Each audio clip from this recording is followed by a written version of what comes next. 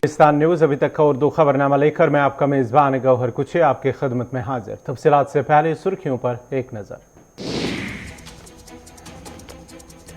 कर्नाटक से शुरू होकर हिजाब पर पाबंदी का मामला पहुंचा कश्मीर। डगर परिवार स्कूल इंतजामिया ने अमले पर हिजाब पहनने पर लगाई रोक।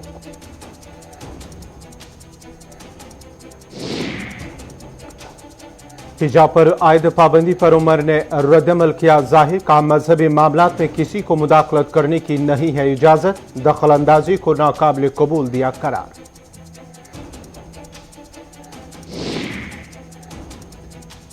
जम्मू कश्मीर में बिजली का बहरान हो रहा है मजीद संगीन। बिजली की किल्लत को लेकर लोग सड़कों पर कर रहे हैं एहतजाज। बिजली फराहम न हुई तो कारखानों को करना होगा बंद, सनतकारों का इंतबाह। महकमा फ्लड एंड इरिगेशन भी बेबस आया नजर। गांधरबल और सोपोर के मुतअद्दिद इलाकों के किसानों के लिए एडवाइजरी की जारी। रवां बरस धान की फसल काश्त न करने की दी हिदायत। और मुगल शाहरा पर गाड़ियों की आमद रफ्त हुई बहाल। गाड़ियों को पूंछ से वादी की तरफ जाने की मिली थी आज इजाजत। लोगों ने खुशी का किया इजहार। इंतजामिया का शुक्रिया किया अदा।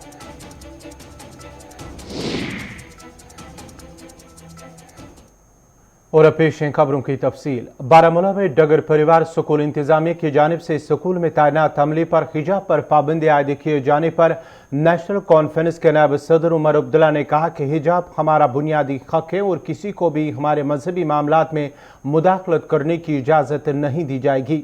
उन्होंने कहा कि हर शहरी को मजहबी आज़ादी मुल्क के आईन ने दिया है और सरकार दखल अंदाजी कर रही है, और अगर ये बात पहले मालूम होती तो भारत के साथ जम्मू कश्मीर का इल्हाक नहीं होता। ठीक कर रहे थे। आखिरकार ये स्कूल कल का बना हुआ स्कूल तो नहीं होगा ना। स्कूल को चलते हुए कुछ टाइम तो हुआ होगा। स्कूल में बच्चियों ने कुछ तो तालीम हासिल किया होगा। क्या वो इससे पहले जो सारे बच्चियां वहां से बाहर आई वो सारे अनपढ़ बाहर आए? ये अगर इनके तालीम पे असर पड़ रहा था तो कर्नाटका से पहले क्यों नहीं? कर्नाटका के बाद ही उनको ये असर दिखना शुरू हुआ। ये जनाब, ये हमारे मजहब में मैं माफ़ी चाहता हूँ, सियासत के लिए एक गलत माहौल बनाया जा रहा है। और ये सिर्फ हिजाब की बात नहीं है। हमें कहा जा रहा है कि मस्जिदों में लाउड स्पीकर नहीं इस्तेमाल होने चाहिए। क्यों भाई? अगर बाकी जगहों पे लाउड स्पीकर होते हैं तो मस्जिदों में क्यों नहीं? दिन में 5 बार अजान होती है, इसमें गुनाह क्या है? आप हमें कहते हो कि हलाल मीट नहीं बिकना चाहिए। क्यों? हमारे मजहब में है कि हमें हलाल मीट खाना है। आप क्यों इस पर रोक लगा रहे हो? हम आपको मजबूर नहीं कर रहे हैं खाने पे। मुझे बताइए, किस मुसलमान ने किसी गैर मुसलमान को कहा है कि आपको मजबूरन हलाल खाना है? आप अपने हिसाब से खाइए, हम अपने हिसाब से खाएंगे। हम आपसे नहीं कहते कि मंदिरों में आपका माइक नहीं लगना चाहिए। बाहर माइक नहीं लगते मंदिरों में? क्या गुरुद्वारों में माइक नहीं लगते? लगते हैं। लेकिन आपको सिर्फ हमारा माइक खड़कता है, आपको सिर्फ हमारा मजहब खड़कता है, आपको सिर्फ हमारे कपड़े पसंद नहीं है, आपको सिर्फ हमारा नमाज पढ़ने का तरीका पसंद नहीं है, बाकियों पे आपको कोई एतराज नहीं। ये एक नफरत यहां डाली जा रही है।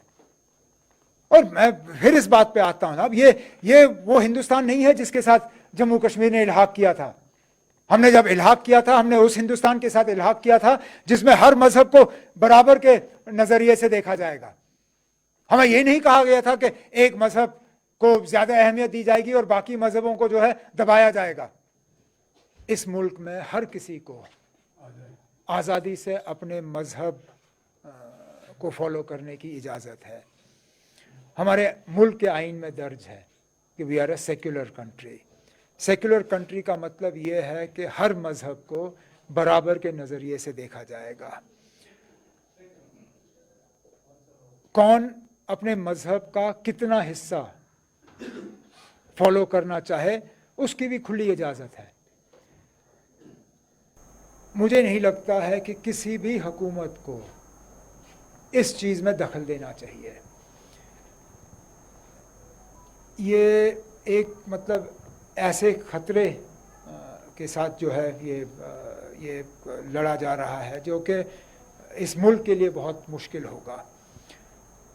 हम तो चाहेंगे कि ये ऐसे फैसले जो हैं वो ना हों, और जो भी जिस भी मज़हब से ताल्लुक़ रखे उनको खुली छूट होनी चाहिए। वो किस तरह के कपड़े पहनना चाहें, वो किस तरह अपने अल्लाह को, अपने भगवान को, अपने वाहिगुरु को याद करना चाहे करें, वो किस तरह के मतलब व्रत रखें, रोज़े रखें, मस्जिद में जाएं, गुरुद्वारा में जाएं, मंदिर में जाएं, इस चीज़ की खुली इजाज़त होनी चाहिए।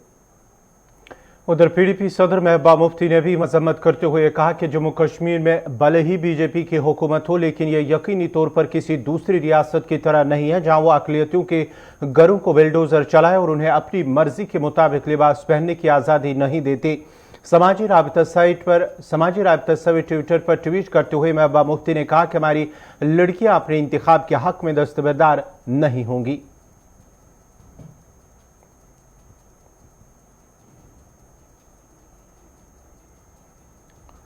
मुल्क में शदीद गर्मी के दरमियान कई रियासतों में बिजली का बहरान गहरा हो गया है। सबसे ज्यादा आबादी वाली रियासत उत्तर प्रदेश में जरूरत के तनासुब से कोयले का जखीरा सिर्फ 26% रह गया है। उत्तर प्रदेश, उत्तराखंड, महाराष्ट्र, झारखंड समेत मुल्क की कई रियासतों में बिजली के बहरान के पेश नजर बिजली की कटौती शुरू हो गई है, जिसकी वजह से लोगों को परेशानी का सामना करना पड़ रहा है। उधर जम्मू कश्मीर में भी बिजली की सप्लाई और तलब में बड़े पैमाने पर फर्क संगीन सूरत हाल इख्तियार कर रही है और गुज़िश्ता 20 रोज से पूरी वादी और जम्मू सूबे में भी नाकाबिल यकीन सूरत हाल पैदा हो गई है।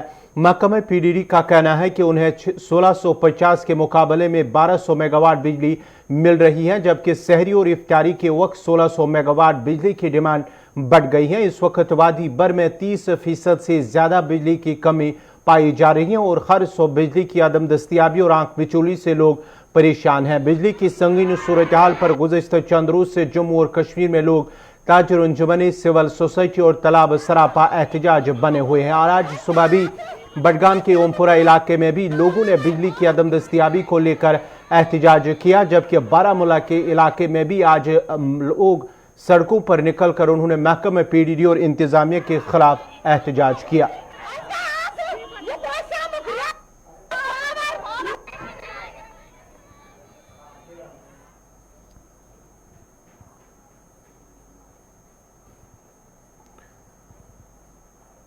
महकमा फ्लड और इरिगेशन की जानिब से जहां सोपोर और गांदरबल के कई इलाकों के किसानों को रवा बरस दान की फसल काश्त न करने की हिदायत दी गई है, वहीं chief engineer irrigation and flood control ने कहा है कि वादी में खुश्क मौसम की वजह से पानी की शदीद किल्लत और इन इलाकों के कई नालों में पानी न होने की वजह से एडवाइजरी जारी की गई है और किसानों से मुतबादिल फसल उगाने को कहा गया है। मेरा समेशन यही है कि ये खाली सोपोर के लिए है और कुछ एरियाज गांदरबल वालों ने भी ऐसी सिमिलर एडवाइजरी निकाली हुई है। यहाँ तक सोपोर एरिया का सवाल है, कुछ नालाज हैं हमारे, जैसे फिरोजपुर नाला, निंगली नाला और पोरू नाला, इनके जो वाटर लेवल्स हैं वो कम हो गए हैं। काफ़ी दिनों से ड्राई स्पेल चल रहा था, तो जो पानी था वो टेल एंड पे नहीं पहुँच पा रहा था। तो जहाँ जहाँ इसका असर होने जा रहा है वो थोड़े से एरियाज़ हैं, पटन एरियाज़ कह लो, संग्रामा एरियाज़ कह लो, इन एरियाज़ के लिए ही ऐसी एडवाइजरी इशू की गई है ताकि लोग ड्राई क्रॉप्स के लिए चले जाएं। ये थोड़ा सा एरिया है, लगभग इससे खाली कोई 20% एरिया ही अफेक्ट होने जा रहा है। फार्मर्स को, एग्रीकल्चर डिपार्टमेंट को अप्रोच करें और उनसे गाइडेंस ले लें कि इन हालात में हमें अदर देन पैडी कौन सी फसल को लगाना हमारे। नाजरीन, खबरनामा जारी रहेगा, यहाँ पे छोटा सा तिजारती वक्फा।